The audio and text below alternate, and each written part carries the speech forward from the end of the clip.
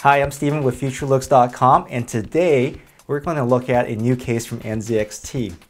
This one's called the Switch 810, and they call it a hybrid chassis.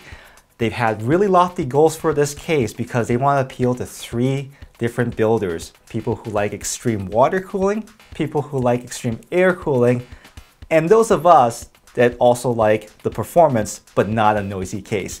Let's see how the Switch 810 does. NZXT started off by building this case specifically to appeal to extreme water coolers. And there's a couple features that I'd like to point out to you. For starters, at the top of the case, you can actually put in a 420mm or 360mm radiator. But that's not all. That radiator can be up to 90mm in height with the fans, so you can see that there's a lot of possibilities for extreme radiator action. The other thing that they've also included is a spot at the bottom of the case for another 240mm radiator. Now, because the bottom drive bay is removable, you can actually put a radiator of any size, or you can use that spot for the water pump or other related cooling options for you down there. The third thing about this case is that if internal water cooling isn't your thing and you want to go outside of the box, NZXT has also provided 4 cutouts that are grommeted for your extreme water cooling needs outside of the box. Everyone starts off with air cooling. So one of the things that NZXT wanted to really appeal to is those folks that aren't into water cooling but also want a high performance setup. NZXT has provided a huge cutout on the back of the motherboard tray that allows you to mount those huge CPU coolers. But that's not actually all. Because of all the additional space provided by this case for the liquid cooling options at the top, you can actually have the biggest CPU coolers on the market up there, and it will not interfere with any of the chassis' internal components, like the fans, for instance, right? The other thing that it also does to support the whole air cooling thing is a large number of fans. You can mount 2 fans in the front. They've included one 140mm, 140 that started. They've also included another set of mounting points inside the case behind the hard drive base. 140mm is included, and you can mount up to 2 of those. But the nice thing about these 2 mounting points is the fact that you can actually pivot them towards your GPUs or other components. The other thing, of course, is a cooling bracket for another fan. In the back here, you actually have a sliding bracket that allows you to put a 140mm in the back that's actually included in the box. But one of the nice overall things about all these particular mounting points is the fact that you can actually use either a 140mm or you can use any of the existing high-performance 120mm fans on the market. So if you can't get the 140s, you can definitely go to 120mm. In total, NZXT ships 4 of these 140mm fans, so you can at least get things rolling right out of the box. With fans, you're going to need filters. So the really nice thing that NZXT has done is they've actually included a filter that's easily removable from the front. Then there's 2 more at the bottom of the case for additional intake filtration. There's one at the back underneath the power supply. There's also one at the front in case you're running additional fans or a radiator that's sucking cold air from the bottom of the case. Now, if you're a user that's striving for both performance and also silence from your computer system, NZXT has also covered that as well too. We mentioned that there is 2 fan cages inside the chassis. These 2 have mounting points on the back of the cages. This is important because now you have the option to remove the front fans from the outside of the cage, which cause noise, and move them to the internal part of the case. This will still bring in cool air from the front of the chassis, but it will also be a lot more quiet. The other thing that NZXT has done to help silent PC enthusiasts is to put a shutter at the top. This simple shutter basically removes a lot of the noise that comes from the top of the case. So while you're gaming or rendering your latest project, you too can enjoy both performance and silence with this particular case. So overall, NZXT has appealed to those 3 different users: the ones that want extreme water cooling, the ones that want extreme air cooling, and those ones that don't really want to hear either of those things. Now let's open up the case and see what kind of equipment we can put inside.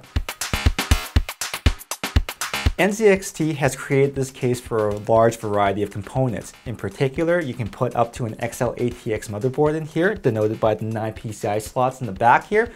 You can also go eATX if that's your choosing, plus anything that's smaller than that, obviously. You can also put up to 6 hard drives in the front 2 drive bays, 3 in the top, 3 in the bottom. They're removable with screws, and you can actually have the top one mounted with the bottom one out, and vice versa. This gives you a little bit more versatility for if you are doing extreme water cooling. You can mount your pump down here and still have access to one of the drive bays.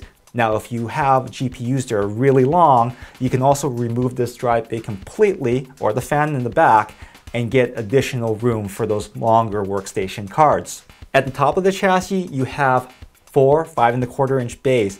The top one has a fake plate on the top, which you can use to kind of match your black or beige DVD drive to the rest of the case. More of a finishing touch. The middle 2, of course, regular conventional ones, but there's something on the bottom bay that is actually unique.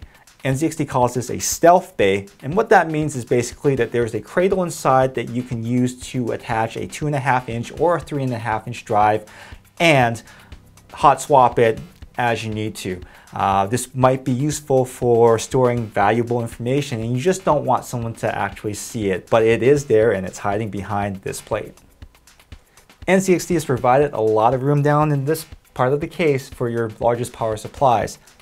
For example, there in the bottom here, you've got 6 sets of standoffs. The first 4, of course, for your smaller power supplies, but if you have one of those massive jobs out there, you can actually mount that right here.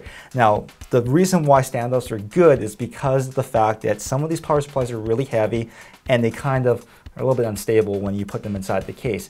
By having these standoffs here, you can actually mount the case without stripping out the case screws that mount the power supply to your case. And that, of course, aids in installation.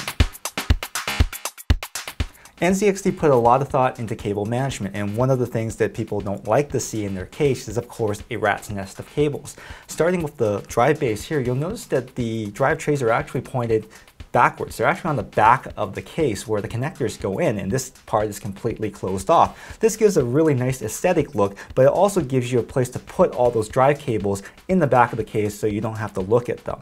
In addition to all of the really nice grommets and everything around the case, the back of the chassis is actually set up so you can put your cables into the crevices, into the back of the drive bays, pretty much anywhere that you need to make the chassis look really nice inside of the engine room here, if you will.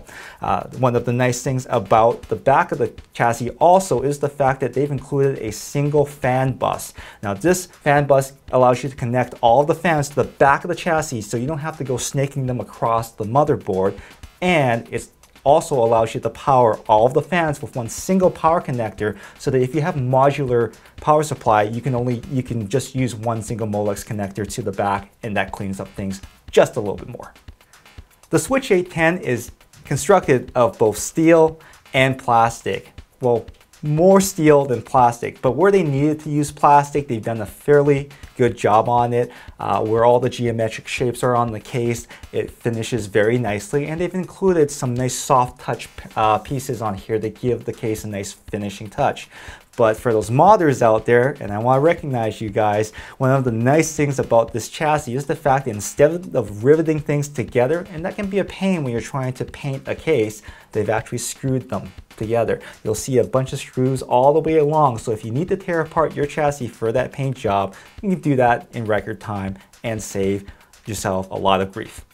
Opening up the front panel, we're going to see USB 2.0 ports. You get a couple of those. USB 3, you also get a couple of those. And of course, your standard complement of headphone and mic jacks. But one of the things that's nice under here is the SDHC or SD card reader. It makes it really easy for you to read those cards off those cameras and those camcorders without having to fumble around looking for the card reader. My favorite feature though is actually this.